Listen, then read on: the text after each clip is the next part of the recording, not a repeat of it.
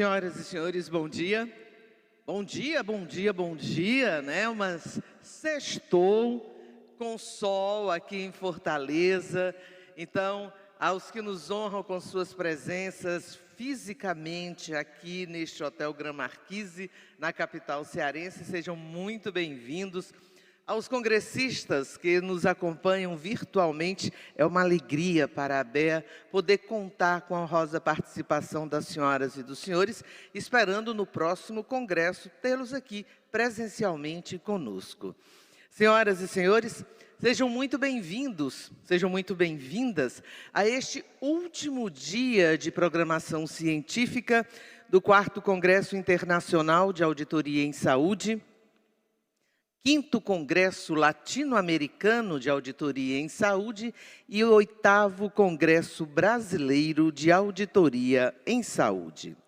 Dando início à programação técnica desta manhã, assistiremos em instante um painel instigante. E para moderar os trabalhos, já convido ao palco a nossa chairwoman, a nossa moderadora dos trabalhos, doutora Miyuki Goto. Nossa convidada é médica formada pela Faculdade de Medicina da Universidade de São Paulo, com residência médica em Medicina Preventiva e Social do Hospital das Clínicas da USP. Especialização em Administração Hospitalar e de Serviços de Saúde pela Fundação Getúlio Vargas, São Paulo. Desde 1997, é professora convidada da FGV nos cursos de Auditoria e Gestão em Saúde do GVPEC. Foi instrutora dos treinamentos da Abrasp, atualmente Unidas, professora do curso de pós-graduação em Auditoria da Fundação Unimed.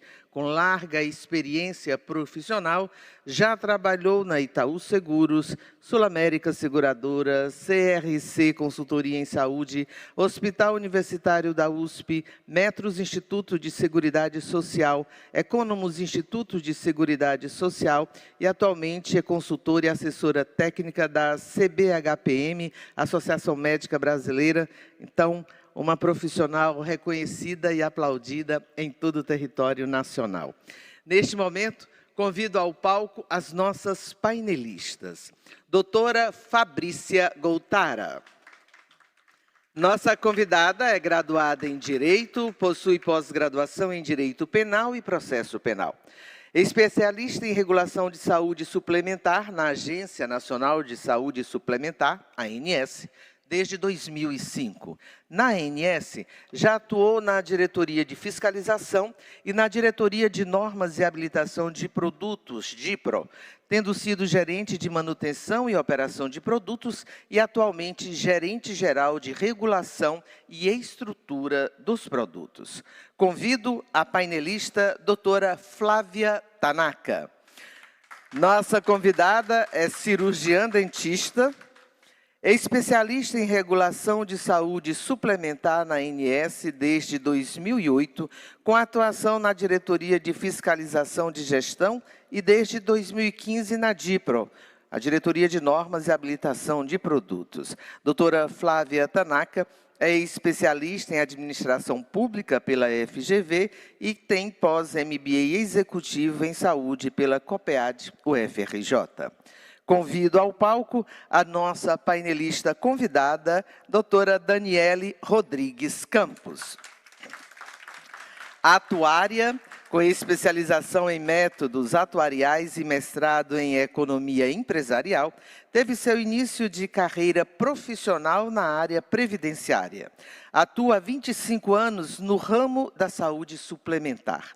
Especialista em regulação da Agência Nacional de Saúde há 20 anos, metade na área de fiscalização da agência e desde 2015 ocupa o cargo de gerente econômico financeiro e atuarial dos produtos. Para a saudação à plateia que nos assiste presencialmente, aos congressistas que nos acompanham virtualmente e, claro, as insígnias painelistas deste painel de abertura nesta manhã, sua saudação, senhora Chairwoman, doutora Miyuki Goto. Olá, bom dia a todos. Muito obrigada aí pela oportunidade, muito obrigada pela presença, né, de tão ilustres pessoas, profissionais da agência, com um tema bastante de interesse público, né, principalmente quando fala em rede, porque, com certeza, a reclamação, tipo, o meu hospital não faz mais parte do meu plano. Fiquei sabendo quando eu ia para o hospital com a minha malinha para ganhar o nenê, né, famoso ganha, para ir para o parto. Então, são as dificuldades, são aí os desafios. Então, por gentileza, vamos iniciar aí o debate, as falas.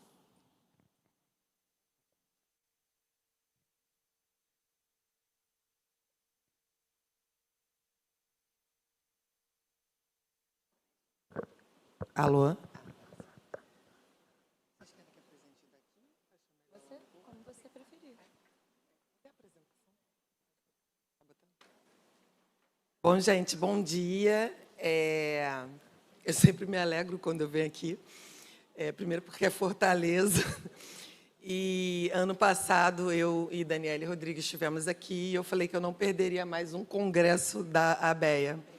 E cumprindo o prometido, apesar de algumas agruras, porque a Agência Nacional de Saúde, assim como a maioria, como todas as agências reguladoras, a gente está em fase de contenção de despesa e contenção orçamentária, e por isso, infelizmente, a gente não pôde acompanhar o congresso desde o começo. Mas cá estamos, batalhamos e viemos prestigiar esse evento e aprender com ele, e dividir a mesa com a doutora Miyuki, que está sempre com a gente. Eu queria agradecer, em nome da agência, a Débora, a doutora Helena, a Sara, porque é sempre uma oportunidade da gente aqui dividir, né, os problemas e os desafios que a saúde, seja pública ou privada, tem no Brasil. Então, assim, a nossa ideia aqui, o nosso painel é o impacto da regulação na auditoria. Assim, mas a grande verdade assim, muito embora haja o impacto da regulação na auditoria, a gente quis fazer um painel onde como a auditoria pode ajudar na gestão de mudança que é necessária hoje na saúde. Então, a gente vai tratar aqui de tudo que é importante, desde cobertura, da utilização dessa cobertura, como essa cobertura ela impacta no preço, a má gestão dessa utilização, por exemplo, e como é que se dá essa cobertura, que seria o caso da rede, que a doutora Miyuki bem comentou aqui, e também os problemas do reembolso, que hoje estão super comentados, né? Então, pode passar, por favor. Ah, não, o passador está aqui, né? Gente, fica ruim para vocês eu ficar sentada? Vocês preferem que seja em pé? Está ruim? Eu acho que você tem que voltar. Não, é esse mesmo, o primeiro. Quer ajudar, amiga, não? Bom,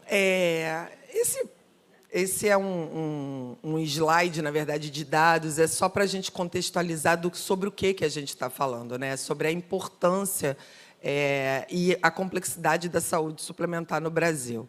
Então, hoje, nós temos 51 milhões de beneficiários, o maior número da série histórica, com uma concentração de 67% dos beneficiários nos planos coletivos empresariais. Então, temos hoje 36 milhões nos planos coletivos empresariais, 8 milhões nos planos individuais e 6 milhões nos planos coletivos por adesão, quando a gente está tratando de assistência médica. Hoje, a agência regula em torno de 670 operadoras, e isso quer dizer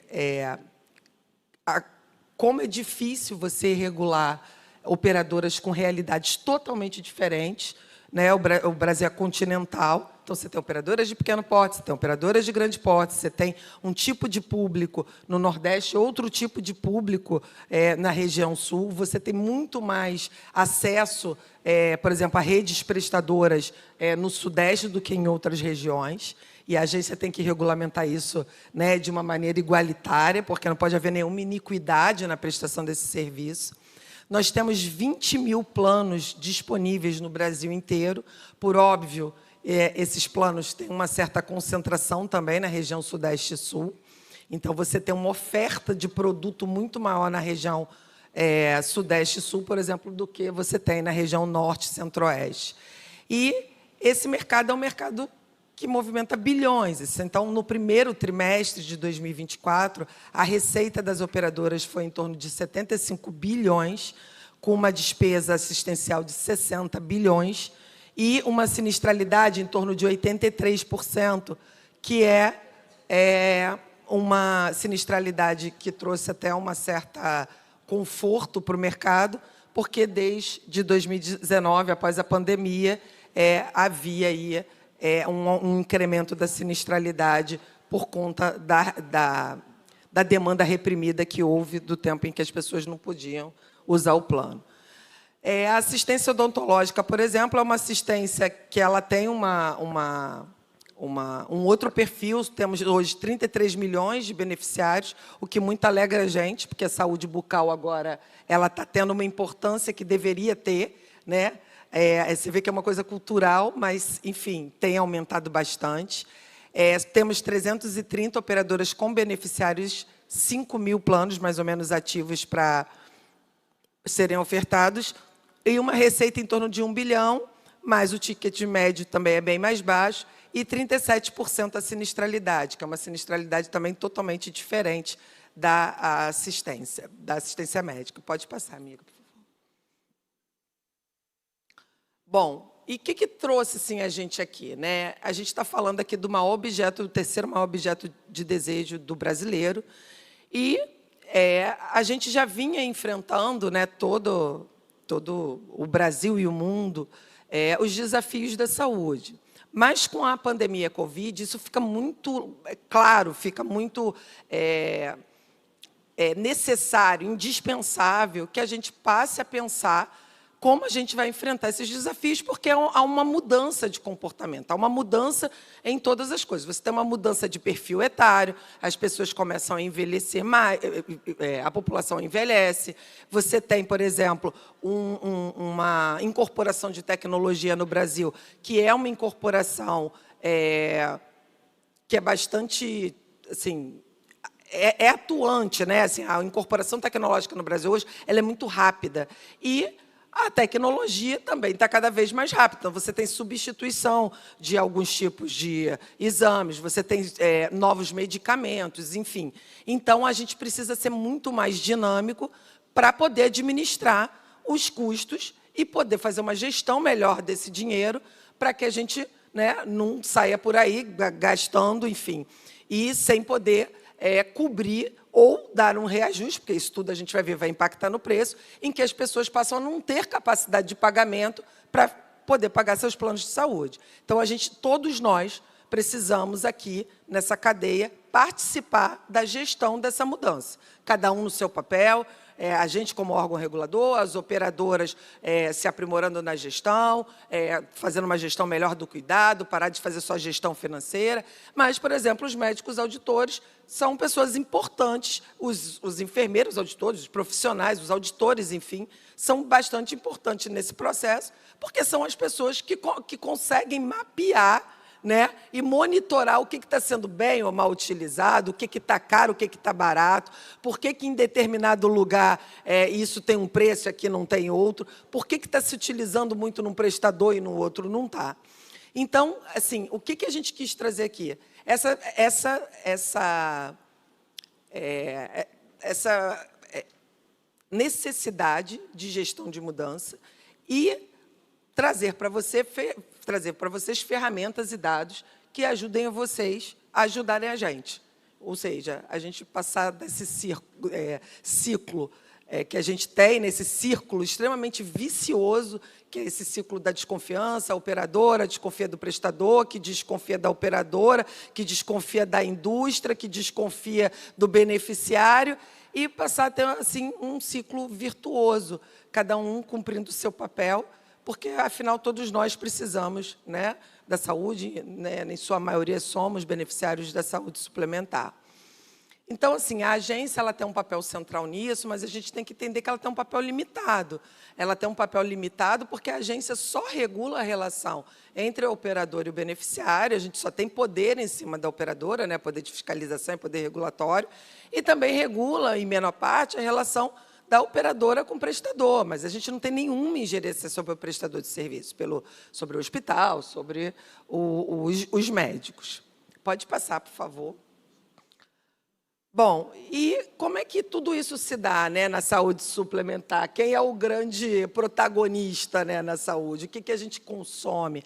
A saúde suplementar, inclusive pela própria lei, ela gravita o tempo todo em torno do produto plano de saúde, que nada mais é, né, já definido por lei, que uma prestação continuada de cobertura assistencial, ou seja, né, o que é isso? É você ter a seu dispor uma cobertura assistencial em caso de necessidade e essa cobertura, em troca disso, o beneficiário vai pagar um determinado preço, né? Isso tem um prazo, esse contrato tem um prazo indeterminado, em regra, para que não haja rompimento dele no meio do caminho. E o mais importante é que é sem limite financeiro. Então, diferente da maioria dos países do mundo, não há qualquer limite, como um seguro comum de carro, de vida, aqui não há limite. Então, você tem medicamentos de 7 milhões, você tem internações que podem durar 2, 3 anos, e a gente precisa gerir isso. Isso é uma coisa ruim? Não, não é uma coisa ruim, mas é uma coisa que é um ponto de atenção que precisa ser administrado. E como é que a gente faz isso? Através, né, tanto através de uma faculdade de livre escolha de profissionais, que eu vou falar com vocês um pouco mais à frente, como o mais comum, através de uma rede credenciada. E essa relação a gente precisa olhar com mais carinho. Inclusive, a agência vai fazer uma alteração, já fez, na verdade, que vai entrar em vigor em dezembro. Eu falo com vocês um pouco mais à frente. Então, tratando de tudo isso, eu vou passar, por favor, Flávia. Aqui, a gente vai tratar, e foi essa a nossa ideia, tanto da cobertura e da utilização, que é o que eu vou passar a palavra para a Flávia agora, como, posteriormente, eu vou falar um pouco da rede do reembolso, e a Dani vai falar como tudo isso impacta no preço e no reajuste. Essas são características dos produtos que, na verdade, são as mais consumidas pelo consumidor, né? Quando ele escolhe um produto, o que ele escolhe? Ele escolhe rede, ele escolhe preço e uma boa cobertura, né? Então, a gente vai falar disso e fazer esse link com vocês de como a auditoria pode ajudar, como a gente impacta em vocês, mas como vocês podem utilizar disso para uma melhor gestão dos recursos. É isso. Então, obrigada, Fabrícia. Bom dia a todos. Rapidamente, queria agradecer a doutora Helena, Débora, Sara e toda a equipe da ABEA pelo convite. É um prazer estar aqui pela primeira vez num congresso da ABEA falando. Então, dando continuidade ao que a Fabrícia colocou, o grande foco, né, é a cobertura assistencial. Esse é o produto importante, o centro da entrega, né, desse contrato é a cobertura assistencial, é a assistência.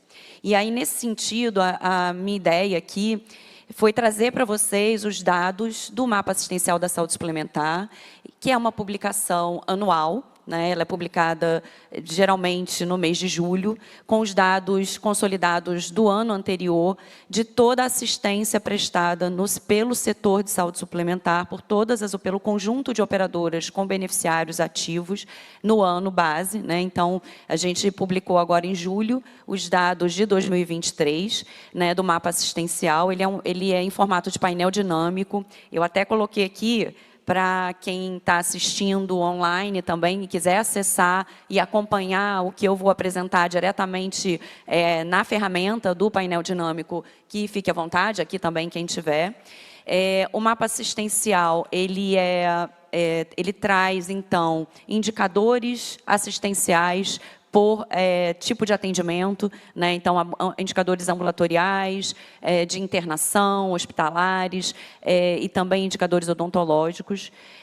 traz também os dados das estatísticas gerais de produção assistencial do setor, que mostra também uma evolução ao longo dos últimos anos, né? A gente tem os dados no painel dinâmico desde 2019, até para a gente ir acompanhando, para a sociedade poder acompanhar como se dá, qual é o parâmetro geral, como é a assistência que está sendo prestada por esse conjunto de operadoras para esses 51 milhões de beneficiários de assistência médica e 33 milhões de beneficiários que têm acesso à assistência odontológica na saúde suplementar. E como esses dados do painel podem ser utilizados pelos auditores, pelos enfermeiros auditores, na análise, no seu trabalho de gestão de saúde, de gestão das contas, comparando ali a utilização de uma operadora, de uma operadora, de prestadores, enfim, em relação aos parâmetros do setor. Tá? Então, a ideia é trazer para vocês algumas informações e dar aqui essa curiosidade para que vocês entrem no mapa e se utilizem dos dados, das informações que estão ali prestadas. Essas informações, elas são encaminhadas diretamente pelas operadoras, tá? São informações periódicas de envio obrigatório determinado pela Lei 9656, Lei dos Planos de Saúde, então são dados que as próprias operadoras fornecem para a ANS. Tá? Para vocês terem uma ideia geral, o que aqui a gente mostra nesse mapa como a distribuição dos eventos por categoria de procedimento, mostrando que, historicamente, os exames ambulatoriais são as ocorrências mais frequentes, né? O maior número de eventos, de ocorrências, são os exames. Quando a gente olha aqui para as internações, que é esse marronzinho aqui, elas representam menos de 0,5% do total de ocorrências. No entanto, em termos de despesas, aqueles 0,48% de eventos, elas representam a maior fatia da despesa assistencial do setor. Né? Então, e aqui no azul escuro vocês veem os exames, que também tem uma representatividade muito, muito significativa. A utilização de serviços de saúde, né, a frequência de utilização, é um dos fatores considerados ali no reajuste de planos de saúde. Né? Os custos, o aumento de custos, a inflação médica, o VCMH, né? E também a frequência de utilização, como a Dani vai colocar em seguida. Então, essas são informações gerais, né, do setor no ano de 2023, e no painel é possível ver essa evolução ao longo dos anos, desde 2019 a 2023. Tá? Em termos gerais, aqui a gente tem o total de ocorrências por tipo de procedimento, então, eles são subdivididos de acordo com as informações encaminhadas pelas operadoras nesses grupos de procedimentos, as consultas médicas, outros atendimentos ambulatoriais que incluem as consultas e sessões com profissionais como os nutricionistas, fisioterapeutas, fonoaudiólogos, psicólogos e terapeutas ocupacionais. E foi um grupo de procedimentos que cresceu muito nos últimos anos, e justamente pelo aumento do número de diagnósticos de pacientes com transtorno do espectro autista ou pacientes diagnosticados com algum tipo de transtorno do neurodesenvolvimento, né? E isso foi tão significativo esse aumento, e é um tema que está tão recorrente, que ele foi objeto de um estudo específico para a nossa sessão temática do mapa desse ano, que eu vou falar um pouquinho adiante. Tá? Então, esses dados são extraídos do CIP, a gente tem aqui a variação percentual de 2022 a 2023, que a gente vê um crescimento, né, do número de eventos, total de eventos, o percentual de crescimento, mas essa variação é muito interessante, é muito importante a gente sempre ponderar pelo total de beneficiários. Então, eu destaquei aqui o crescimento considerando a utilização por beneficiário do setor, porque o setor vem atingindo os seus maiores números, né, em termos de cobertura populacional. Então, é sempre muito importante fazer essa ponderação. Por exemplo, se a gente olhar só a variação do número de eventos de forma bruta, para os procedimentos odontológicos o aumento foi de 6,3%. Mas quando a gente faz essa ponderação pelo crescimento de beneficiários, pelo número de beneficiários do setor, na verdade, essa variação de utilização foi de 0,7%. Tá? Bom, essa evolução, como eu falei, aqui já por beneficiário, ponderada por beneficiário, ela pode ser observada no mapa, essa evolução ao longo dos anos. E como a gente tem utilizado o ano de 2019 né, como um parâmetro do setor né, pré-pandemia, antes do impacto, porque a gente teve aqui o impacto da pandemia na utilização de serviços de saúde no ano de 2020, que está aqui representado pela cor laranja, então a gente pode ver que para todos os procedimentos, deixa eu até passar logo, botar aqui todos os grupos, internação e procedimentos odontológicos, né, a gente vê que houve uma queda, né, claro, né, pelo isolamento social, pelo impacto da pandemia no setor, especificamente no ano de 2020, mas em 2020 e 2021 a gente teve uma queda significativa de utilização e essa recuperação né, em 2022 e em 2023. E o que a gente observa é que, mesmo com uma recuperação, somente os 2 grupos de procedimentos, eles estão acima, a utilização está acima daquela observada antes da pandemia, que são justamente os exames ambulatoriais e os outros atendimentos ambulatoriais, que incluem aquelas consultas e sessões que eu mencionei com outros profissionais de saúde. Tá? Mas as consultas médicas, terapias ambulatoriais, internações e procedimentos odontológicos, a gente observa que a utilização ainda, em 2023, ficou abaixo do observado antes da pandemia. Em relação aos exames, é algo interessante da gente destacar que as pessoas ficaram em casa, deixaram de realizar seus exames de rotina e outros exames necessários para diagnóstico, acompanhamento de doenças ou condições de saúde. E, no momento em que houve esse retorno à normalidade, existia uma demanda reprimida. Então, este aumento que a gente observou né, no total de exames em 2023, em relação a 2019, ele é explicável por esse momento em que aquela utilização que seria diluída por um período, na verdade, ela foi realizada toda no mesmo momento, quando houve uma abertura maior aí né, em relação à pandemia da sociedade em geral e um retorno à normalidade. Tá?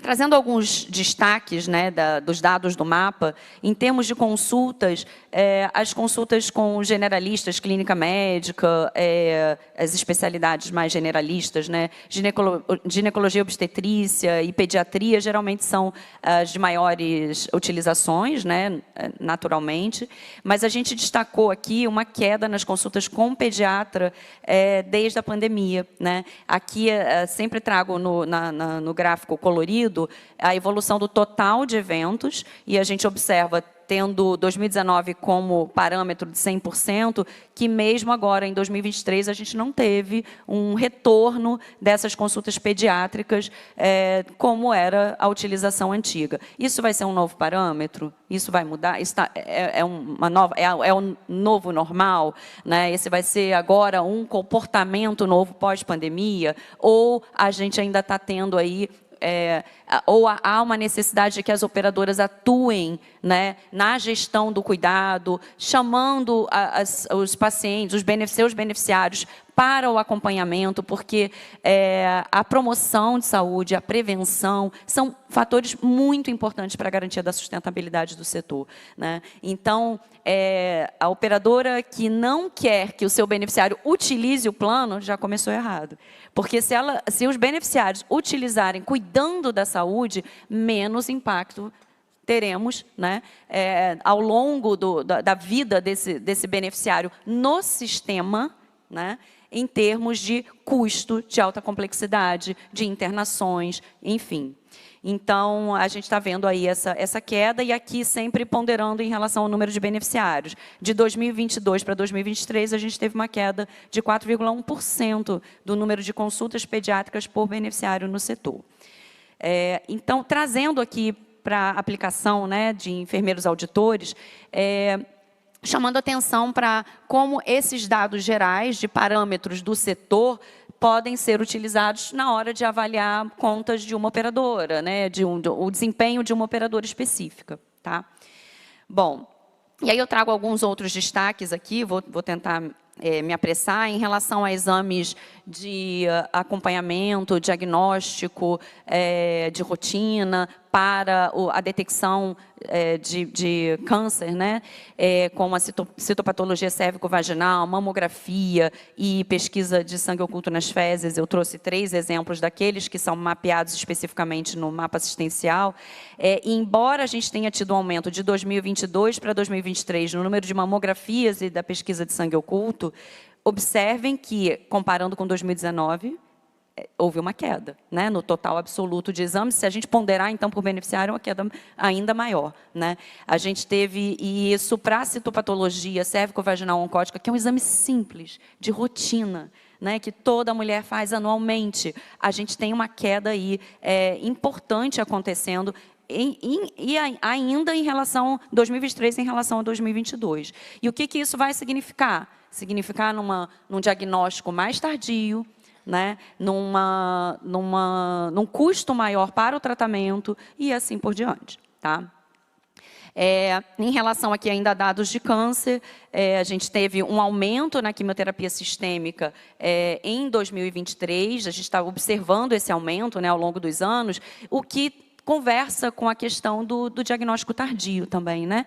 Um aumento aí de necessidade de intervenção, embora a gente tenha tido ainda, a gente ainda observa uma queda nas internações no último ano para tratamento de neoplasias. Tá? Em relação à saúde mental, a gente destaca um aumento de consultas com psiquiatra, internação em hospital-dia para saúde mental, internações psiquiátricas, e a gente está aí, né, a Organização Mundial de Saúde, com um foco bastante importante, não só no Brasil, no mundo, né, em relação a essa possível epidemia de saúde mental que nós estamos vivenciando, que foi muito agravada pela pandemia de Covid. Né? Aqui alguns dados da assistência odontológica, e o que eu chamo a atenção aqui é para que 48,2% dos procedimentos odontológicos realizados na saúde suplementar são procedimentos de consulta, raio-x ali inicial e prevenção. Essa é a assistência bucal, embora a gente tenha um crescimento muito importante da assistência, de número de beneficiários com planos odontológicos, que cobertura assistencial a gente está dando, Miyuki, para atenção à saúde bucal? E eu falo como dentista, que muito me entristece, a última vez que houve um pedido de incorporação de tecnologia, de odontologia, e vamos lá, é um segmento que cresce, que tem um avanço tecnológico absurdo, né? A última vez que a gente teve pedido de incorporação foi em 2008, 2010? Né? Tem algo estranho. Né? Então, o que eu quis chamar a atenção aqui nesse slide é como quase 50% é só prevenção. Tá?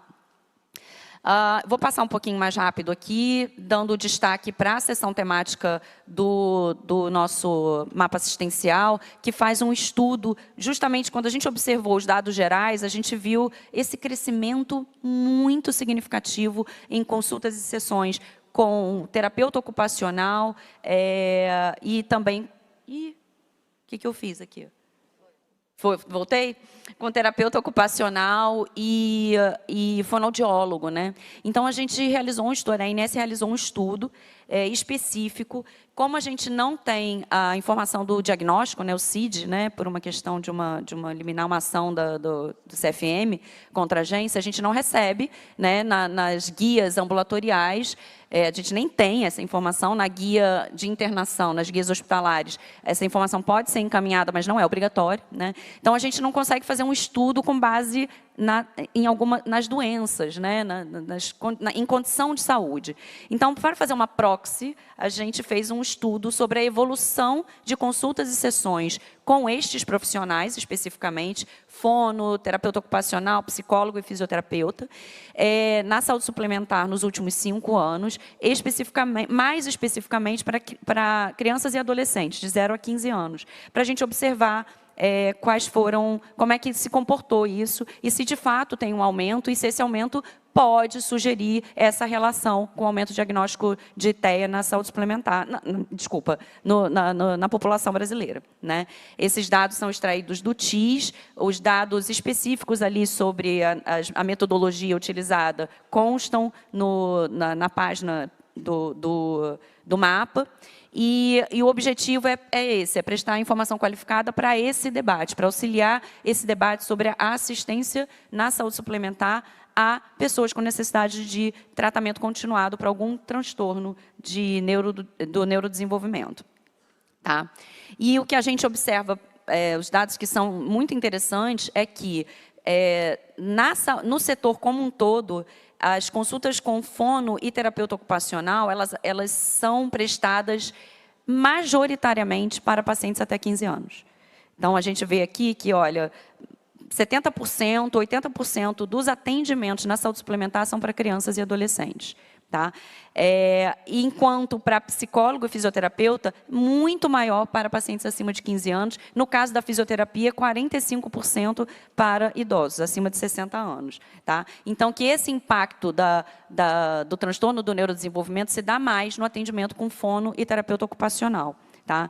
A gente observou um aumento no número de beneficiários atendidos e na quantidade de atendimentos realizados nos últimos 5 anos para todas essas 4 categorias profissionais que foram estudadas. Tá? Esse aumento foi de 217% em 2023 em relação a 2019, do número de beneficiários atendidos, e isso mostra, por um lado, um acerto, né, da agência em termos de ajustes regulatórios no rol, no momento em que tira aquela limitação do número de sessões para os pacientes, né, de sessões com físio, fono, MIU, que participa bastante disso diretamente, dessa discussão no CoSaúde, porque isso mostra que o acesso foi ampliado. Agora, como é que esse acesso está sendo garantido? Como é que estão sendo feitas essas prescrições? Como é que está essa atenção à saúde? Como é que está o modelo de atenção à saúde para essa linha de cuidado?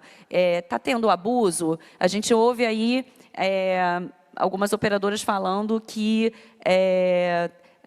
os médicos estão prescrevendo 80 horas semanais. E aí a gente foi olhar isso também. E aí, quando a gente olhou, a gente viu que a maioria dos beneficiários, eles realizam de 0 a 3 consultas. E quando eu falo a maioria, gente, é tipo 94%, tá? Dos beneficiários realizam de 0 a 3 consultas, sessões semanais. Ou seja, quando a gente fala 0 a 3, é porque muitos nem fazem uma por semana. E que esse número acima de 40 sessões semanais representa, no caso da terapia ocupacional, 0,09% dos beneficiários atendidos. Então, por que esses dados são importantes? Porque, para a gente ter um debate qualificado, a gente precisa basear esse debate em dados, em evidências. Né? Então, a gente vai tratar essa minoria aqui, esse resíduo, como sendo o default, como sendo o comportamento padrão, ou a gente vai olhar para isso aqui e ver o que precisa ser ajustado. Então, essa é a importância de se ter dados qualificados para tomada de decisão. Vou passar agora para a Dani Rodrigues, me estendi bastante aqui, né, no tempo, não sei nem quanto tempo aqui, porque já deu esgotado há muito tempo, mas eu acho que o recado que eu gostaria, que a gente gostaria de passar para os enfermeiros auditores, é que a agência dispõe de muita informação, vem trabalhando assim, arduamente em gerar painéis, conteúdos, para que vocês consigam, para que o setor como um todo consiga olhar, a sociedade consiga basear suas decisões, seus estudos em dados qualificados, isentos. Temos diversos painéis de dados, temos aí dados abertos, utilizem, questionem, encaminhem dúvidas para que a gente possa melhorar cada vez mais a prestação dessa informação para vocês, e contem conosco aí no desenvolvimento do trabalho de vocês como enfermeiros auditores na saúde.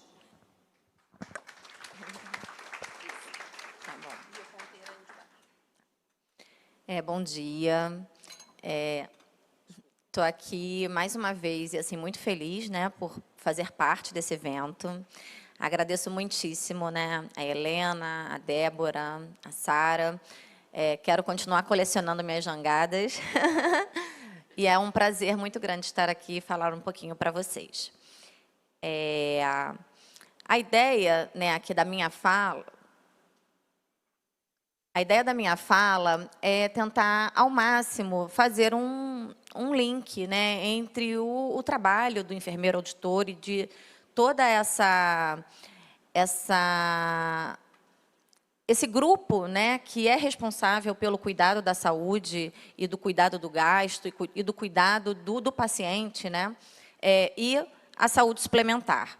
Mas, especificamente, com relação a preço e reajuste, né, porque o que a Fabrícia colocou no início é que isso é um dos critérios decisivos para o beneficiário escolher um plano, né? Então, qual é a rede, qual é a cobertura e qual é o preço, né? Porque todo mundo tem o quê? A sua limitação e a sua capacidade ali de pagamento, que não é infinita, né? Então, tudo isso volta para quem? Para o beneficiário e é um fator de decisão. Bem, falando aqui... Peraí...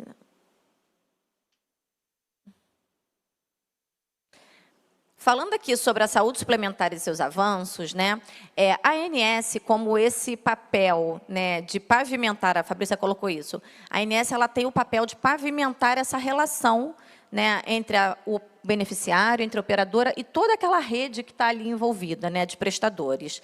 Para isso, ela tem que ter regras, normas, obrigações, ela participa da mediação e da fiscalização dessa relação. E como é que ela faz isso? Isso é um papel que praticamente uma burocracia, né? É dizer quem tem que fazer o quê e quando, né?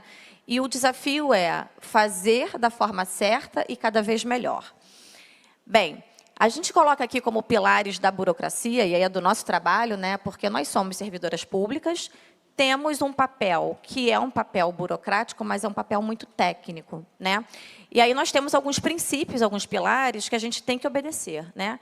Que é a legalidade, então a gente só pode fazer o que está na lei, né? A formalidade, você não pode fazer de qualquer jeito, você tem que, né? Você tem a forma de se fazer e você tem que ser é um procedimento formal, né? E a impessoalidade, assim, independente para que operadora seja, independente para que beneficiário seja, a regra é a mesma, né? E assim também, o link que eu quis trazer aqui é para a auditoria, né? Como é que o auditor ele vai basear o seu trabalho?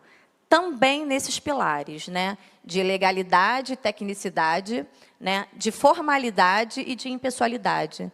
Não é se é esse beneficiário, se é esse paciente, é a regra, é a técnica, e é isso que baseia o trabalho, né? Você não pode pensar, bem, esse beneficiário aqui eu vou deixar passar, esse paciente aqui eu vou deixar passar, essa operadora aqui eu vou deixar passar. Não. Por quê? Porque a gente não pode pensar, assim, um dos pilares que eu vou trazer para vocês, um dos pilares do seguro, né? Porque o plano de saúde ele é um seguro, é o mutualismo. O que é o mutualismo? É você ter um grande grupo de pessoas, né, pagando para um fundo comum para que alguns utilizem, né? Então, quando a gente pensa no mutualismo, a gente não pode pensar nos benefícios individuais, e sim na coletividade, né? Então, eu trouxe aqui alguns valores da auditoria, que a gente também enxerga lá para a gente, né, na burocracia da ANS, que são a impessoalidade, a colaboração, a previsibilidade, legalidade, tecnicismo, formalização, padronização, né? Não dá para ser feito cada hora de uma forma diferente. A gente tem que ter uma padronização dos procedimentos. A organização e o não-arbítrio, né? Então, existem regras que a gente precisa seguir que não podem ser da pessoa que está ali fazendo aquele serviço naquele momento, né? Bem, trazendo agora para o nosso trabalho, né, como é que a ANS procede? A ANS ela trabalha com uma generalidade de regras regulatórias, né, tanto para coberturas, né, quanto para os prazos de atendimento. Então, independentemente de ser uma operadora seguradora, uma medicina de grupo, uma autogestão, as regras de cobertura e de prazo de atendimento são as mesmas. Mas ela tem regras específicas para preço e para reajuste e para rescisão contratual. Então, quando a gente fala dessas regras de preço, reajuste e rescisão contratual, existe diferença se for um plano individual ou se for um plano coletivo. Por quê? Porque a gente reconhece a vulnerabilidade da contratação feita pela pessoa física. Então, quando eu coloco para vocês que são regras específicas nesse sentido, não importa se é o indivíduo A ou se é o indivíduo B, né? Me importa se ele é o beneficiário de um plano individual, e aí todo e qualquer beneficiário de um plano individual tem um tratamento, quanto e só é diferente de acordo com a contratação. Mas dentro daquela contratação, todos têm a mesma regra. E a ANS também trabalha com regras prudenciais, que são as provisões técnicas e os ativos garantidores. Por quê? Porque o objetivo é que aquela operadora ela continue no sistema, né? Não é que ela abra uma operadora nova e daqui a 2 anos, 3 anos, ela saia do setor. Não. Para isso, ela precisa ter provisões e ativos que garantam, né, a solvência dessa operadora e a continuidade dela no setor. Bem, nós temos regras também de portabilidade de carências, garantindo que a mobilidade do beneficiário no sistema de saúde suplementar. Então, para a gente, o importante não é que o beneficiário esteja na operadora A ou na operadora B. Para a gente, o importante é que o beneficiário esteja no sistema, né, no setor de saúde. E a gente tem transparência das informações de preço e reajuste, não só isso, né, como a Flávia colocou, do mapa assistencial, nós temos muitos painéis dinâmicos, né, e todas as informações que as operadoras prestam para a ANS, elas estão disponibilizadas, né, naquela parte lá do site da ANS de acesso à informação. Por quê? Cada operadora presta a sua informação. E a gente que recebe, a ANS que recebe essas informações, tem o papel de devolver essas informações para a sociedade por meio dos seus painéis. Para quê? Para que uma operadora entenda como é que ela está naquele contexto setorial. Bem, eu já tinha falado aqui desse princípio, né, que é o nosso princípio basilar aqui do setor de saúde e de todos os seguros, né, que é o mutualismo, né, que é todo mundo, né, todos pagarem para que poucos utilizem. Então, a gente tem aqui esse grupinho aqui, que é todos esses bonequinhos em azul são os beneficiários. Só que não é para todo mundo usar, né? Então, todos pagam e os verdinhos utilizam, porque senão o sistema quebra. E a gente tem um outro pilar, que é o pacto intergeracional, né? A gente tem que, com o avançar da idade, os riscos desses beneficiários, eles aumentam, né? As necessidades médico-hospitalares aumentam e os gastos também aumentam. Então, o tempo de internação de um beneficiário idoso é diferente do tempo de internação de um beneficiário jovem. E isso impacta no preço que esse beneficiário paga. Ele não tem, o beneficiário idoso, né, ele vai perdendo sua capacidade de pagamento, né, os seus rendimentos, e uma forma de se sustentar esse beneficiário idoso no sistema é fazendo com que os jovens ajudem esse idoso a pagar a sua prestação, a sua contraprestação pecuniária. Então, isso é o que nós chamamos de pacto intergeracional. Os preços que a gente paga, eles não são proporcionais à nossa idade. Eles são proporcionais à nossa idade, mas não exatamente na mesma proporção do risco. Existe um pacto em que os beneficiários mais jovens ajudam os beneficiários mais idosos a suportarem o risco da sua assistência à saúde. E aí, trazendo uma relação aqui, né, para o nosso público, né, que é de auditores enfermeiros, o que está incluído num preço? Quando eu vou lá e compro um plano de saúde, ele vou lá e custa R$800. O que está nesses R$800? Né? Ele está todo o procedimento, né, que é a parte médico-hospitalar, que é a parte da assistência. Ele está ali também um pouco do meu perfil etário, né? Os custos regulatórios, que não são baixos, né, para as operadoras. Sempre que entram novos procedimentos no rol, eles também vão impactar o preço. As decisões judiciais, então, quando um beneficiário vai à justiça... Rapidinho.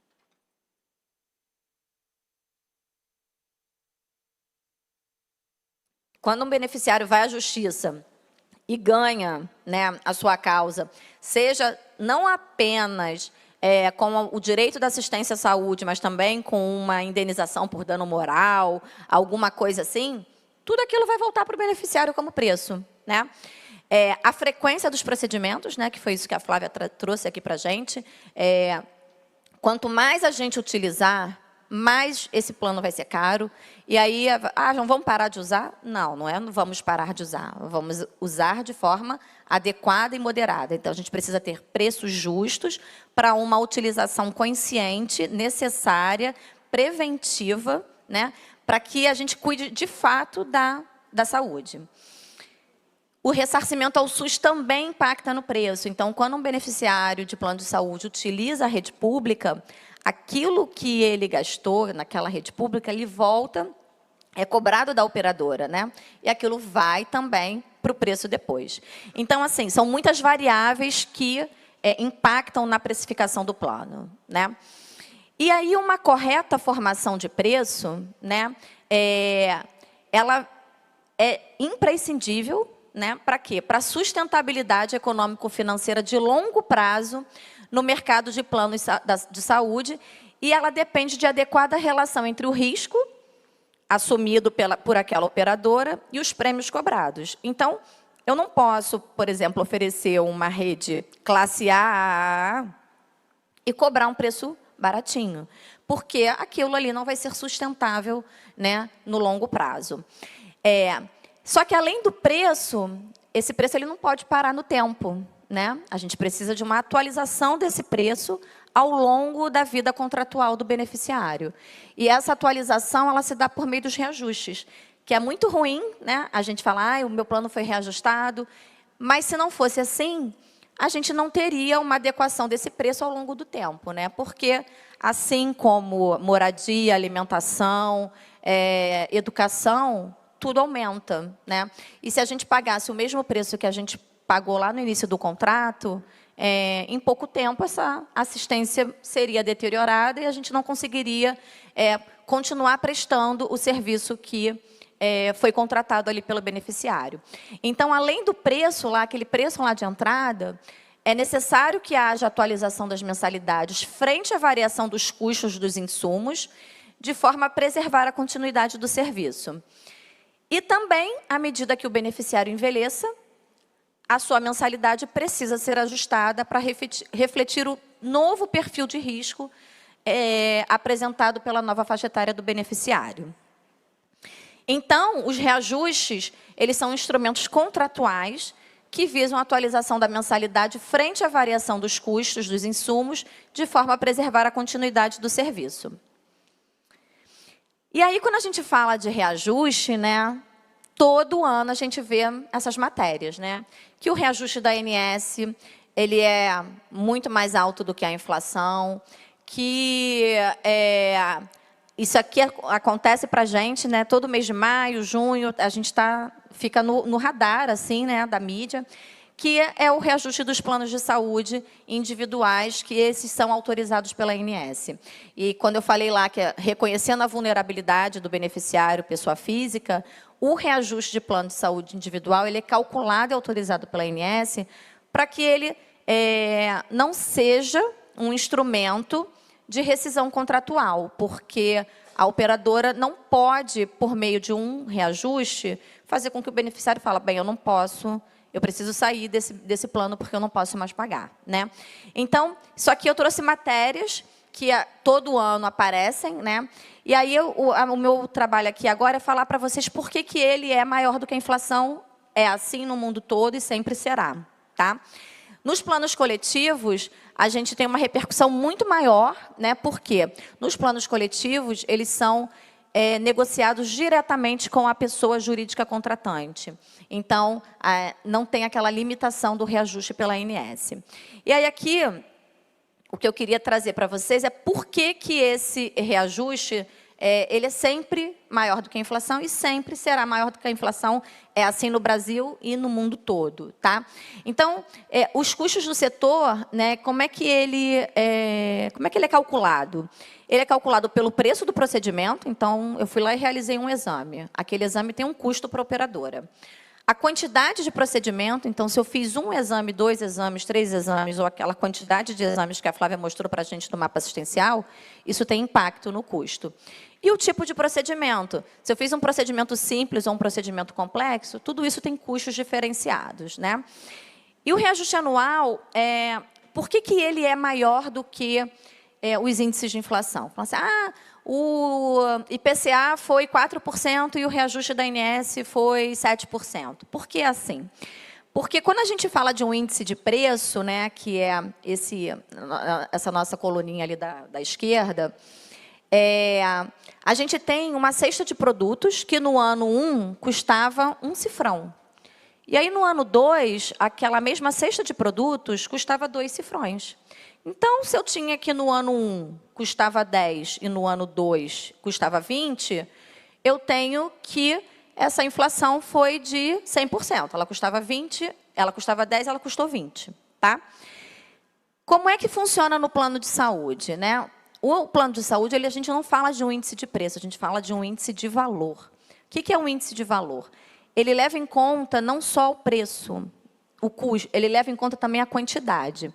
Então, por exemplo, aqui, no ano 1, né, vamos pensar em 2022 e 2023. Lá em 2022, eu usei 3 consultas e cada consulta custou 100. Então, eu gastei 300. No ano 2, lá em 2023, eu não usei mais 3 consultas, eu usei 5 consultas. E essas consultas não custaram mais 100, elas custaram 200. Então, antes eu tinha lá um gasto de 300, e agora eu tenho um gasto de 1.000.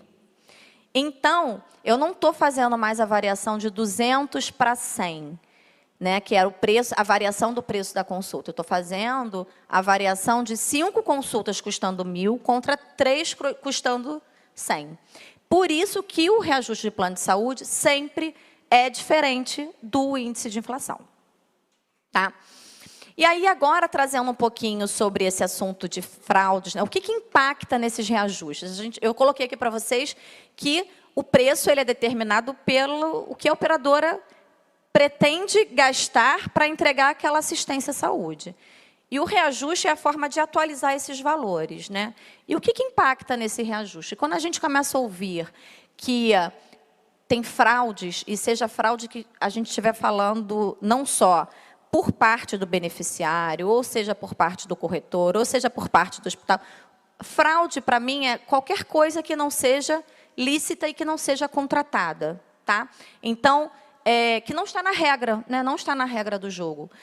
O objetivo daqui para a gente é mostrar que tudo isso vai impactar onde? No preço e no reajuste. Tá?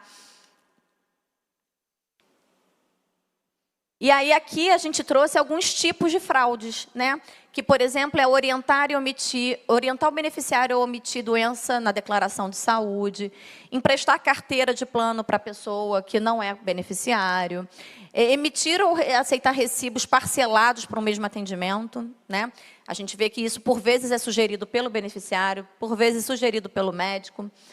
Prolongar o tempo de internação sem necessidade para o paciente, cobrar ou lançar serviços e procedimentos não realizados. Então, o beneficiário foi lá, fez um atendimento e foi lançado e cobrado outro da operadora.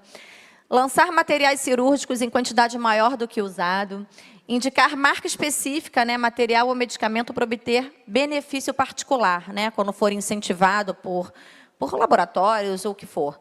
E aí, se vocês podem ver que esse lado aqui direito, né, ele está muito relacionado ao trabalho do auditor médico, do auditor enfermeiro, né? Então, mostrar para vocês que essas ações diárias, né, esse trabalho rotineiro, eles vão ter um impacto lá na frente, né? E isso, se a gente pensar no setor de saúde como um todo, a gente está mexendo num pedacinho que tem um impacto, o desdobramento disso, a gente acha que não, mas ele perpetua, né? O impacto de uma ação pequenininha, como é que você prolonga, né, o raio assim, de ação daquela medida.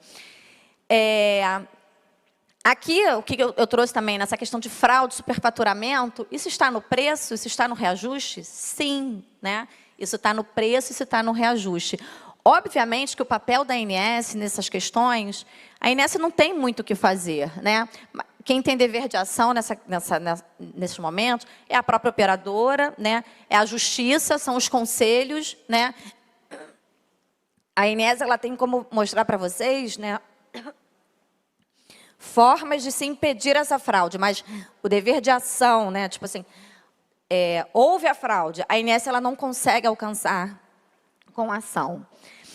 Aqui eu queria trazer, Helena, eu fiquei muito feliz na semana passada, eu participei de um congresso do Instituto Brasileiro de Atuários, e essa aqui eu tirei uma foto, minha foto ficou horrorosa, tá? Eu não sou fotógrafa, mas assim, eu tirei uma foto de um painel e que a palestrante, mas ela falou tanto da importância do enfermeiro auditor, que eu trouxe essa foto aqui para mostrar para vocês que para essa palestrante, ela é diretora de seguridade da Real Grandeza. Eu até coloquei aqui, a fonte foi a apresentação feita pela Fundação Real Grandeza, no 14º Congresso Brasileiro de Atuária, que foi na semana passada.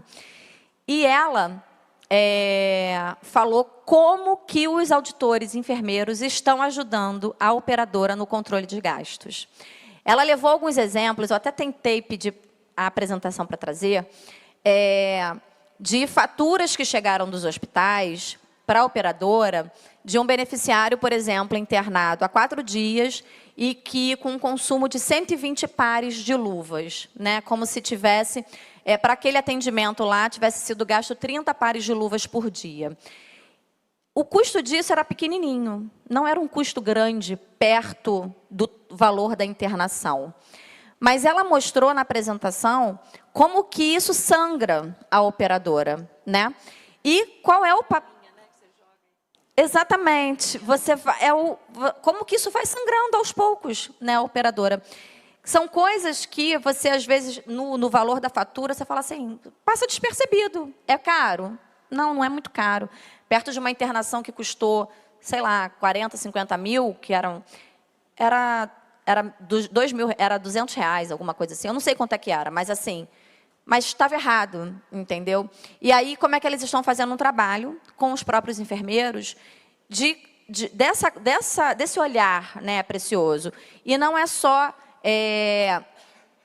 para a questão, que é o meu próximo slide, assim, eu acho que o objetivo disso não é só evitar o desperdício ou o gasto. Eu acho que o papel do enfermeiro auditor é muito além, né? O objetivo aqui é trazer o impacto disso no preço e no reajuste, né? E aí eu trouxe aqui outros papéis que eu acho, né, que são assim fundamentais da auditoria da enfermagem, que não só tem a ver com a questão do gasto e do custo, né?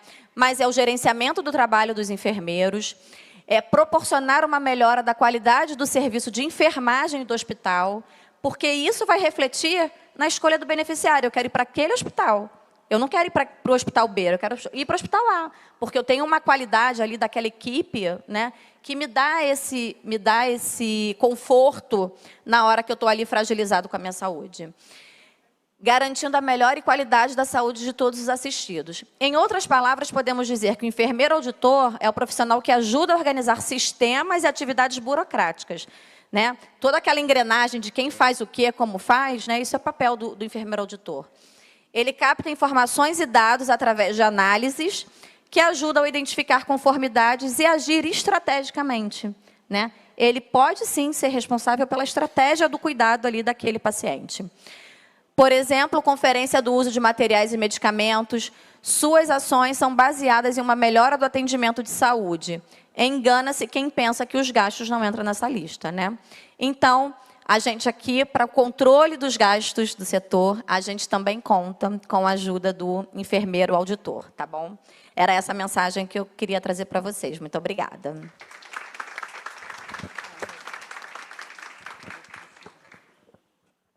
Bom, então, para finalizar e fazer esse link final entre o que Flávia falou e a Daniela acabou falando de como essa utilização impacta no preço e a importância do enfermeiro auditor nesse processo, vou assim, ousar complementar a Daniele. Para mim, assim, além da coisa do gerenciamento do custo, hoje, na verdade, o enfermeiro auditor ele tem um papel de suma importância, inclusive na educação e na indução dessa relação. Porque, assim, um prestador que coloca 10 luvas a mais, 30 luvas a mais, isso pode não ter um custo financeiro naquela fatura, mas tem um custo no sistema da manutenção desse ciclo, de que a operadora paga mal, então eu incremento com mais materiais que eu não utilizei, ou eu permaneço com alguém internado, em vez de 2 dias, 4, que, na verdade, não há que se falar só em custo de dinheiro, mas o custo, inclusive, da saúde do paciente, que fica exposto a um ambiente hospitalar que é altamente contaminado. Então, hoje, o enfermeiro auditor, ele tem um papel de, por exemplo, se ele trabalha para uma operadora, de ver quem é o bom prestador, ou até de, inclusive, melhorar essa relação com o prestador.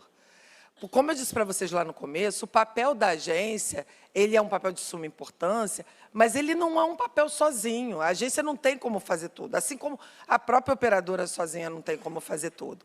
Então, o enfermeiro auditor, ele é capaz de olhar e dizer, olha, esse prestador se utiliza de uma quantidade de material totalmente diferente do outro. Como é que a gente vai controlar esse gasto? Ou a gente vai conversar com esse cara, ou esse cara vai ter que sair da minha rede. Porque ele já não serve para estar nesse sistema. Ou ele trabalha de maneira honesta, ou todos nós seremos prejudicados. E aí prejudicado é todo mundo, não é só a operadora. Então, assim, esses slides aqui é para falar assim, que a agência, até por força de lei, a rede prestadora, ela é uma característica muito forte do produto, que é o que a gente falou lá do plano. Então, e tem um impacto absurdo naquela precificação. Porque toda a utilização que a Flávia falou, quem utiliza, né, quem faz essa utilização, é feita no prestador. E isso vai para o preço. Se eu tenho um preço razoável, que tem um prestador razoável, mas que lá na frente ele começa a mudar esse consumo, eu não tenho mais como ter, esse preço já não vai cobrir. Não tem a menor chance desse preço cobrir. Então, a rede prestadora hoje, ela é muito importante para o beneficiário, ela é muito importante para o sistema, mas há que se olhar para tudo isso e dizer, essa rede pode permanecer dessa maneira ou não pode? A própria lei permite essa alteração de rede, né? Ou ela se adequa ou a gente tem como alterar essa rede. Mas ela é um pacto, o contrato, o plano de saúde, é um ato jurídico perfeito entre a operadora, entre o beneficiário, mas a ANS não tem como obrigar, por exemplo, um prestador a ficar, por exemplo, contratado como operadora. Isso a gente não tem como fazer. Então, o prestador ele tem essa liberdade de, por exemplo, sair e dizer, não, eu não quero continuar contratado com você. Então, a depender do lugar, a depender da região, a depender da utilização que vocês podem olhar, inclusive no mapa, vocês podem perceber. Vem cá, eu estou gastando mais ou menos, vamos supor que é uma operadora parecida, né? A gente está gastando a mesma coisa? Nessa região é a mesma utilização? Esse prestador está parecido, né, na cobrança da tabela para mim do que para ele? O que está acontecendo? Está havendo alguma preferência? Não está havendo alguma preferência? Então, o que a gente quer, né, trazer assim, como para finalizar essa palestra, é que assim, a gente precisa entender que a gente tem um papel muito mais importante do que a gente imagina sobre as coisas. Então, assim, às vezes o enfermeiro auditor olha e fala, mas quem é ANS? Sei nem o que é isso, estou aqui cheio de fatura para olhar, um monte de gás que esse povo enfiou, não sei. É todo, tipo assim, é muita importância. É quem ali naquela operação consegue ter o olhar e dizer, gente, não tem condição. Se vocês não têm como ajudar como órgão regulador, ajude como beneficiário. Fala assim, aí, ó, tá vendo por que meu reajuste vai ser alto esse ano? Então, assim, a gente precisa se ajudar. A gente precisa mudar a cultura na saúde suplementar da desconfiança, né? Dessa coisa da fraude, do desperdício, da judicialização. A gente precisa gerir melhor o recurso, mas a gente precisa gerir muito melhor ainda o cuidado. Porque, assim, se eu começo a não ter uma gestão boa de cuidado, eu acabo gastando muito e entregando pouco. Né? Então, por exemplo, vou dar o exemplo agora só para finalizar o reembolso. No reembolso, em geral, não se tem controle algum, porque o prestador ele é uma pessoa particular, não é do plano, nem não é do plano de saúde. Eu vou lá, né, posso me utilizar se for uma questão legal, mas vamos supor uma livre escolha de prestador. Eu uso o reembolso. Isso ocorreu por anos na saúde suplementar. De repente, a gente começa a ver empresas, escritórios de advocacias, bancos criados virtualmente para a emissão de reembolso. Aí, o que acontece? Quem paga? Beneficiário. Por quê? As operadoras começaram a fazer uma restrição absurda, de como você consegue seu reembolso de volta. Ninguém consegue, praticamente, assim. A quantidade de regra que foi colocada para fazer reembolso, hoje o que era? Você paga mais caro para ter um plano com reembolso. Normalmente, você utilizou uma vida aquele reembolso com muita tranquilidade. E aí os certos pagam pelos pecadores, com fraudes absurdas de bilhão. E isso volta para quem? O problema passa a ser do beneficiário, que agora até a exigência de quinés. Eu fico pensando na minha avó. Falei assim, vó, olha só, se você quiser um reembolso, você tem que saber o quinés do fulano, assim. Sabe? Você vê o nível que a gente chega de desconfiança, né, assim, de jogar para o outro uma responsabilidade. Então, assim, a gente precisa, efetivamente, promover uma alteração nessa engrenagem de que cada um puxa a corda para o seu lado e tentar todo mundo puxar para um lado só. Isso não quer dizer que a gente vá convergir em todas as coisas. Claro que não, mas cada um fazer o seu papel de maneira correta, de maneira honesta.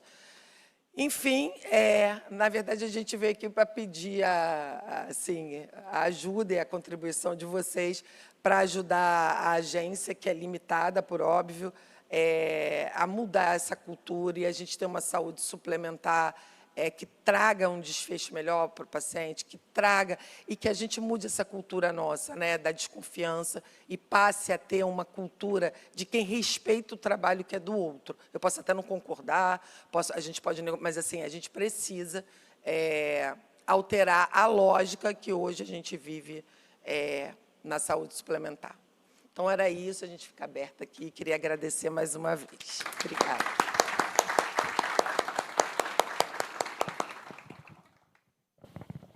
Muito obrigada. É realmente uma honra, um prazer poder receber, né, uma equipe de peso, mas assim, só no sentido figurado, da agência, né, para explicar, para mostrar os dados que tem, as dificuldades, desafios.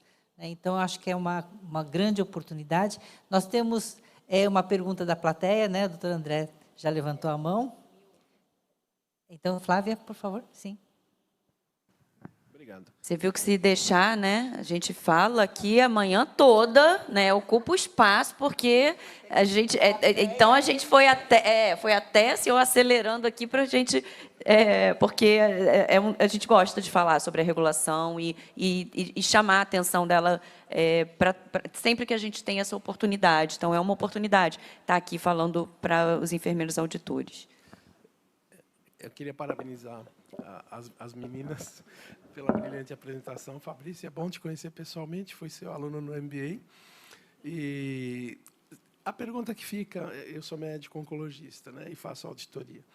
A pergunta que fica é, será que não seria um momento oportuno de fazer uma campanha institucional focada para o cliente das operadoras, do tipo, você sabia? Porque é uma coisa que eles não têm a menor ideia do superuso, os heavy users de pronto-socorro, de consultas, eles não têm nenhuma ideia disso. E tudo isso que está acontecendo, essas fraudes e tudo, eles não sabem que isso reverte. Às vezes eu dou exemplo eles não eles ficam bobos de saber, né? Eu pergunto você sabe por que seu plano de saúde aumenta? É igual inundação de carro, teve em Porto Alegre, tem um monte de perda de carro. Isso chama-se sinistralidade. Isso vai repercutir no boleto que você vai pagar no próximo ano. Então, eles não têm ideia disso. Será que não era um momento oportuno, já que tudo isso está acontecendo? Doutora André, você direcionou para a Fabrícia, eu vou iniciar essa resposta e depois eu passo para ela. A agência, primeiro que assim, a agência disponibiliza algumas cartilhas, e dentre elas sobre o uso, né, de como se deve utilizar o plano de saúde, o que significa um plano de saúde, quais são os seus direitos. São diversas cartilhas. A gente até, na próxima apresentação, a gente coloca no final o link para esse acesso direto, né? O link não, o QR Code, porque aí todo mundo pode acessar com facilidade. Quando eu falo de fraude, né, esse discurso, eu tenho muita dificuldade de toda essa campanha se direcionar apenas para o consumidor. Porque, veja bem, o consumidor, o beneficiário até pode pedir para o médico, por favor, você pode parcelar esse recibo? Só que quem assina o recibo? É o médico? Né? A utilização. O beneficiário fez um exame, um hemograma completo, com o que o cardiologista pediu, e aí eu fui lá na ginecologista, ela pede de novo. Ela perguntou também se você pode trazer quais são os seus exames recentes. E hoje a gente sabe que está o quê? Na mão, né? Eu estou trabalhando na agência com essa questão da interoperabilidade de dados, né, da Rede Nacional de Dados em Saúde. Participei de um projeto que está trabalhando essa contribuição dos dados da saúde suplementar, inclusão, né, na rede nacional, e em breve, se Deus quiser, teremos no aplicativo, né, meu SUS digital, independente da forma de uso, tudo ali vai ser muito mais fácil. Mas eu acho que a campanha precisa ser direcionada para a cadeia como um todo e muito em relação ao médico assistente. Porque quem solicita exame não é o beneficiário que acorda e fala, vou fazer uma colonoscopia hoje, olha que delícia, não tenho nada para fazer. Mas ele pode aprender a cobrar e ficar alerta com isso, né? Porque... Sim, mas você está vendo que a gente está colocando no elo mais fraco a obrigação de um sistema inteiro. Sem dúvida. Então, sim, a gente tem que ter essas campanhas direcionadas ao beneficiário, ao consumidor, concordo, mas não é só ele. É que eles enxergam especialmente, acredito, para a classe médica, os prestadores de serviço, né? Então, essa campanha, sim, a gente tem buscado e tem feito, a gente tem as cartilhas e tem trabalhado nessa divulgação de como utilizar, mas essa questão do uso consciente do plano ser uma obrigação única e exclusivamente do beneficiário, que tem ali no médico dele Deus, né? Se o médico falou, eu vou fazer. Né? Então, não é uma questão... É claro que a gente também tem essa questão cultural de que quanto mais se utiliza, quanto mais se pede exame, melhor o médico é. Mas, gente, precisamos aí de trabalhar a formação médica, capacitação, e essa discussão em relação aos prestadores de serviços da sua importância nesse aumento de custo do plano de saúde. Né? Esse uso consciente de não ter desperdício na solicitação de exames, que até é prejudicial para o beneficiário ficar repetindo exames, né? Sim, dependendo do tipo de exame. Isso, eu acredito, Flávia aqui falando, eu sinto muita falta dessa campanha voltada para a classe médica. Eu vejo muito a questão do direito do cliente, né? Mas as obrigações que ele tem não ficam claras, né? Na minha opinião, na maioria das vezes. Talvez fosse a hora de espanar o pó um pouquinho, para eles saberem um pouquinho mais sobre isso, né? Eu sei que a gente tem uma hora aí, né, Milko, mas eu gostaria só de fazer duas observações. Primeiro, quando você falou de pediatras, consultas pediátricas que estão sumindo. A gente procura um pediatra hoje que seja credenciado, a gente não encontra. A gente tem 4, mais ou menos, especialidades hoje que estão em extinção. Endócrino, pediatra e alguns outros mais. Então, o que acontece? Acaba o uso sendo particular, né? Acabando sendo particular, a gente tem que pedir o reembolso, sabe? Pronto, e aí é isso. Então, esse painel aí, ele não está, ele tá correto para o que chega para você, mas, na realidade, tem muita consulta. E fora os que vão fazer a consulta na urgência e emergência. O filho está com tosse, tudo já vai levar na urgência e emergência. E outra coisa, É até bom, porque nós estamos assim, em cadeia nacional, com muita gente aí. A Débora passou mais 1.700 e poucos online.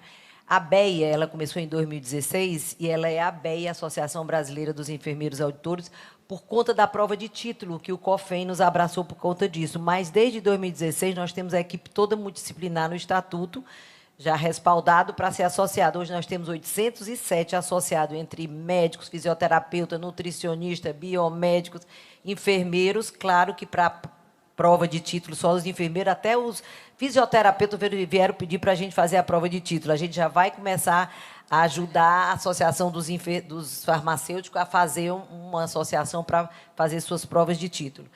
E qual era a outra coisa? A auditoria hoje, gente, todo mundo fica dizendo assim, as máquinas, eu vou perder o meu emprego. Ninguém vai perder o emprego. Essa questão de 120 luvas, 120, isso tudo vai passar por ser pouco pela máquina, porque nós vamos alimentar a máquina para fazer as contas triviais. Aquela que sair fora da curva, a auditoria vai cair em cima, mas hoje nós vamos fazer aquela auditoria que o DRG faz no leito do paciente, vendo a conformidade, vendo o acesso que foi funcionado não sei quantas vezes, e sempre vamos estar dando mais qualidade ainda. Então, hoje, a gente não conta só com o enfermeiro, a gente conta com a equipe multidisciplinar, dando o olhar para o paciente, o olhar para os atos que são feitos indevidos, os abusos de usos de produtos para a saúde, que acarreta muito na conta. Então, era só isso que eu queria dizer.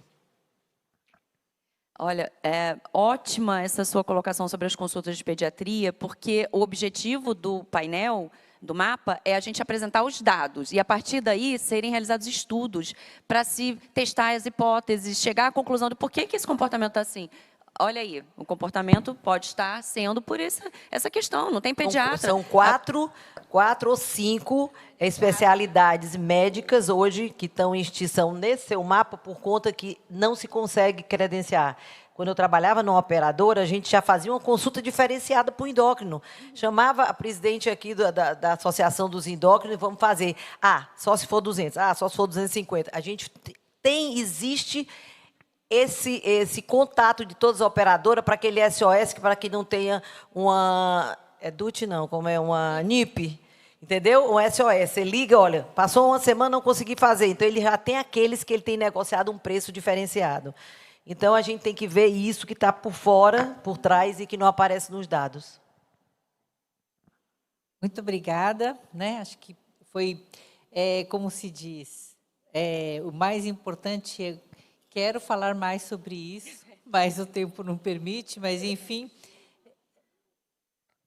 Toco, vamos fazer o seguinte, a BEA vai fazer um dia só, a ANS e a BEA, visando o futuro das operadoras. Vamos ter esse evento. Ótimo! Vamos ter esse evento, porque esse evento... A gente sabe que nosso evento sempre... Vocês saem mais tarde, comem mais tarde, porque não pode ficar calado, mas nós vamos fazer um evento só a BEA e a ANS visando o futuro. Já está o nome feito. Né, nossa vice? A gente já tinha em mente fazer eventos de várias coisas, talvez nem tenha esse evento desse tipo mais, mas seja especialidade diferente, modelos diferentes. Nós temos uma pergunta aqui na plateia, então... Primeiro, queria parabenizar. É ótimo a gente ouvir isso, porque a gente está na ponta todo dia com o paciente, com o prestador, então é um desafio. Quando vem a colaboração de todos, eu acho que a gente colabora quando a gente está mais junto e que a gente realmente entende o processo do outro. Então, eu acho que está na hora, assim, já estamos no movimento, de mudar do processo da auditoria retrospectiva, que é olhar o retrovisor, para uma auditoria presencial, uma assistencial concorrente, DRG, ou outras ferramentas, que talvez, no momento, nem é possível utilizar um DRG, que é o mundo ideal, que eu amo. Mas, assim, a gente está muito focado no PJ. A gente está nos grandes prestadores, no 80/20, e a gente viu aqui que tem muita coisa que está no PF, que é a caneta do médico mesmo, e que a gente tem que começar, e já foi falado várias vezes, é pensar de como trabalhar esse PF, esse médico nos modelos de remuneração mesmo, de falar por desfecho desse paciente, né? Ele pede muito exame, mas o paciente dele tem um desfecho melhor. Como que a gente vai poder trazer isso para a discussão e não ter esse conflito com os órgãos, né? Com o CRM, enfim. Isso eu acho que é um desafio, principalmente para as operadoras de pequeno porte, né? Que não tem aquele tanto de paciente para diluir, né, no processo, e a gente vê alguns valores que realmente incapacitam a função da operadora naquele momento, que às vezes uma liminar é o faturamento dela quase que anual. Então, assim, é um desafio. Esse tema do modelo de remuneração a gente vai trazer nesse dia ANS. Modelo de remuneração baseado em valor vai estar no dia ANS ABEA, tá bom? Porque temos projetos em andamento na agência sobre isso.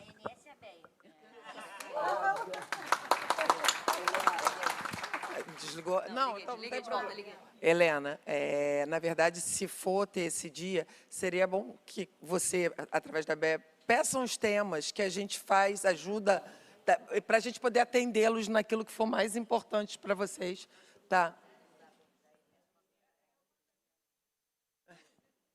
Pode mandar. Vamos Muito então à obrigada. entrega. Eu também quero a minha primeira. Doutora Fabrícia Goltara, doutora Flávia Tanaka e doutora Daniele Rodrigues Campos, da ANS. Doutora Miyuko permanecerá conosco no palco.